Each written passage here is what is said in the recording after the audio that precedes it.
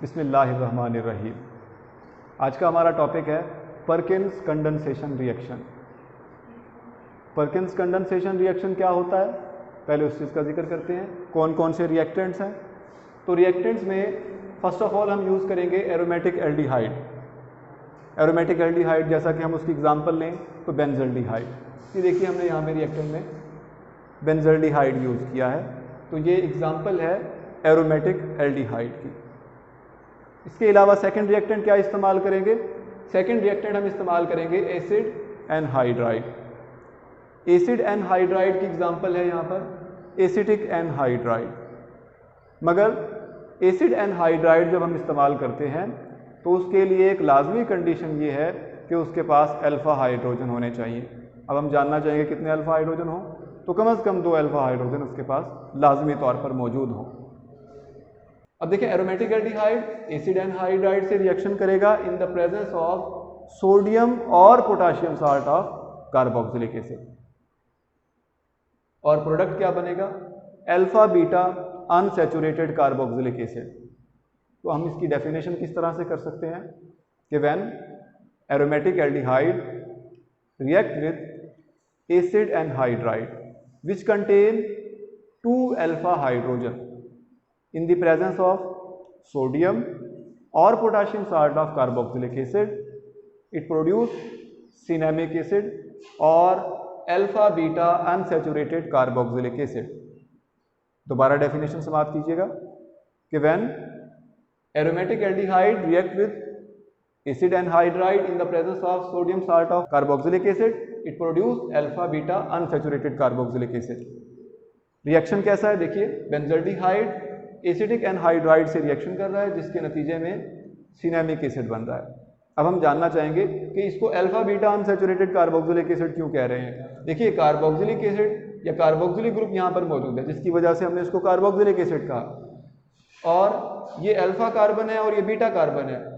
Alpha और beta carbon के माबैन double bond मौजूद है, इस वजह से इसको alpha beta unsaturated carboxylic acid के नाम से जानते हैं, और इसका नाम जो कॉमन नेम है वो सिनेमिक एसिड है।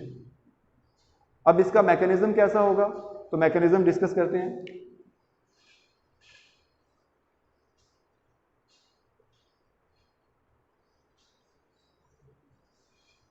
फर्स्ट ऑफ ऑल हमारे पास जो साल्ट है जिसे हमने कहा था sodium salt of carboxylic acid, इसकी जगह पे हम potassium salt of carboxylic acid भी इस्तेमाल कर सकते हैं।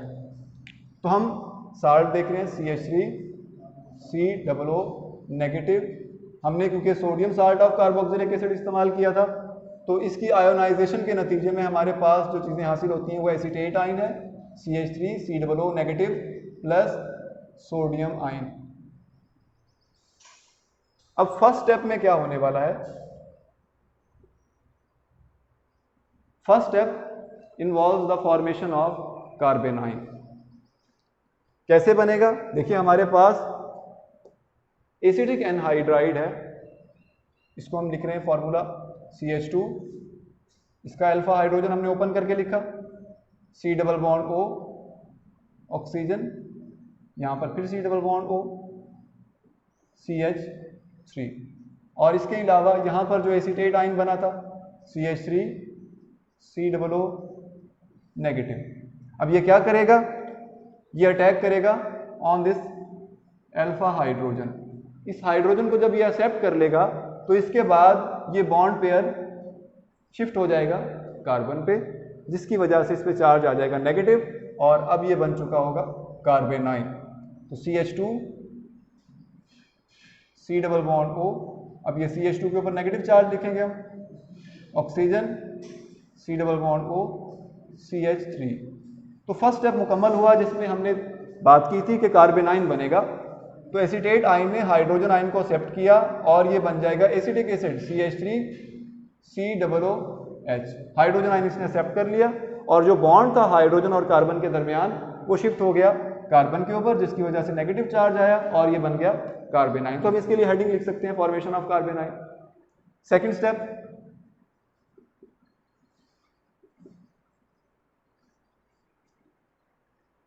सेकेंड स्टेप में एरोमेटिक एल्डिहाइड के साथ कार्बन आयन रिएक्ट करेगा।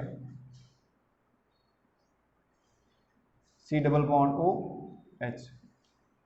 हम कार्बोनिल ग्रुप की रिएक्टिविटी से वाकिफ हैं। कार्बन पे पार्शियल पॉजिटिव चार्ज होता है क्योंकि इलेक्ट्रोनेगेटिविटी डिफरेंस मौजूद है ऑक्सीजन और कार्बन के दरमियान। इसके अलावा सेकंड रिएक्टेंट हमारे पास है कार्बेनाइन, जो फर्स्ट स्टेप में हमारे पास बना।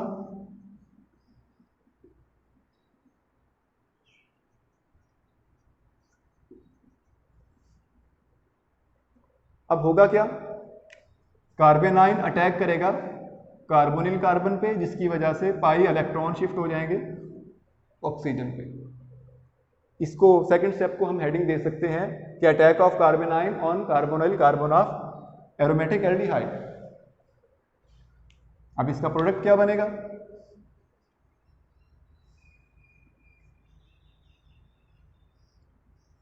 ये एरोमेटिक बेंजीन हमने बनाया। इसके अलावा कार्बन, इसके साथ हाइड्रोजन मौजूद था, यहां पर इसके साथ ऑक्सीजन। अब क्योंकि पाई इलेक्ट्रॉन इस पर शिफ्ट हो गए तो यहां पर नेगेटिव चार्ज आ जाएगा। इसके अलावा ये CH2 अब इस कार्बन से लिंक हो चुका है, CH2। इसके बाद ये next C double bond O, फिर नेक्स्ट ऑक्सीजन, फिर कार्बोनिल ग्रुप,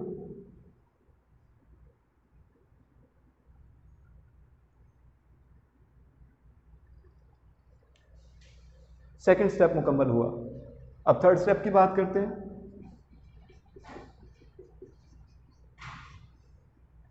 थर्ड स्टेप में क्या होने वाला है, इंट्रामॉलिक्यूलर एसिटाइल शिफ्टिंग। अब देखते हैं वो कैसे होने वाला है।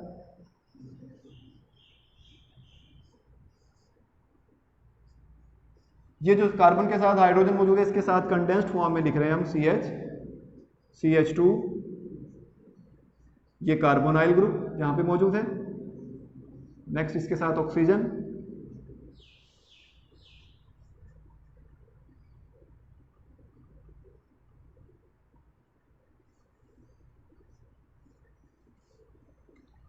अब ये कार्बोनिल ग्रुप भी वैसे ही, यहाँ पे पार्शियल पॉजिटिव चार्ज है, यहाँ पार्शियल नेगेटिव चार्ज है, तो ये जो ऑक्सीजन पे नेगेटिव चार्ज है ये इसके बाइस अटैक करेगा कार्बोनिल कार्बन पे, और जो पाई इलेक्ट्रॉन है वो शिफ्ट हो जाएंगे ऑक्सीजन की जानिब। तो अब क्या बनेगा,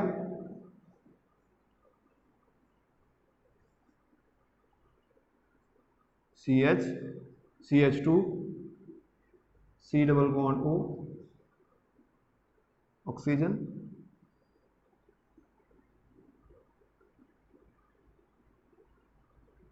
CH3,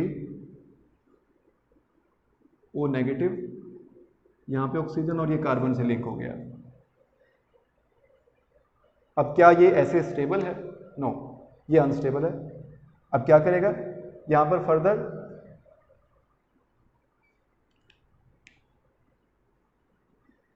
ये बॉन्ड यहाँ पे शिफ्ट होगा और ये ऑक्सीजन के ऊपर शिफ्ट हो जाएगा। ये रीअरेंजमेंट हो रही है इसमें। फोर्थ स्टेप में ऐसा होने वाला है।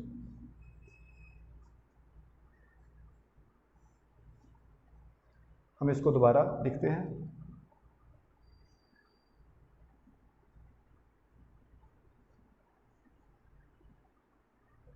CH, CH2, C double bond O, oxygen, C, CH3, O negative,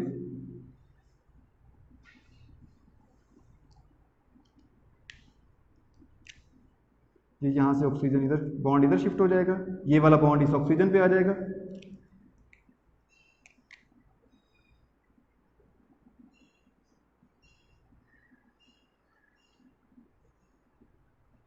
CH,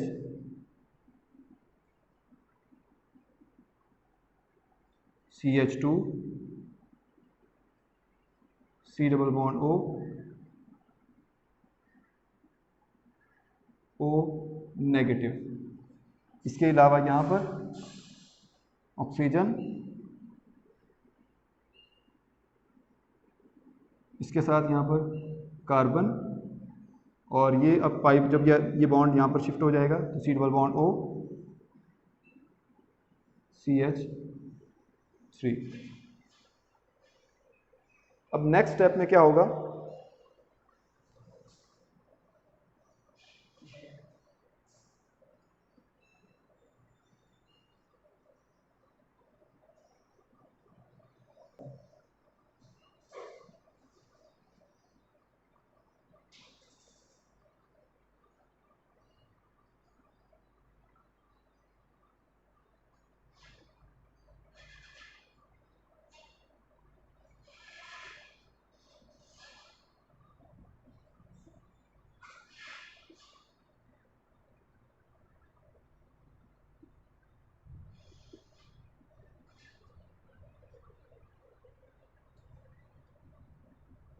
CH3 acetate ion हम यहाँ पे यूज करेंगे।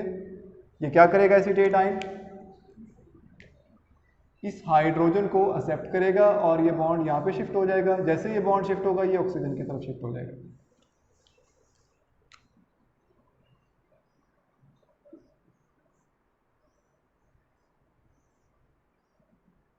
CH, अब जब ये हाइड्रोजन आयन यहाँ से रिमूव हुआ ये एसिटिक एसिड बन गया। ये बॉन्ड जब यहाँ पे शिफ्ट हुआ तो इन दोनों कार्बन के दरमियान में डबल बॉन्ड आ गया। इसके अलावा C double bond O negative, और ये एसिड यहाँ से एसीटेट आयन यहाँ से रिमूव हो जाएगा। अब इससे आगे फर्दर क्या होगा,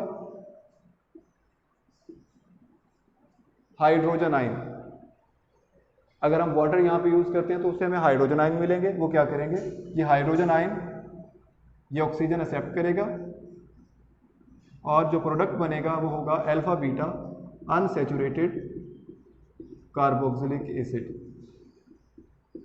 इसको सिनेमिक एसिड के नाम से भी जानते हैं।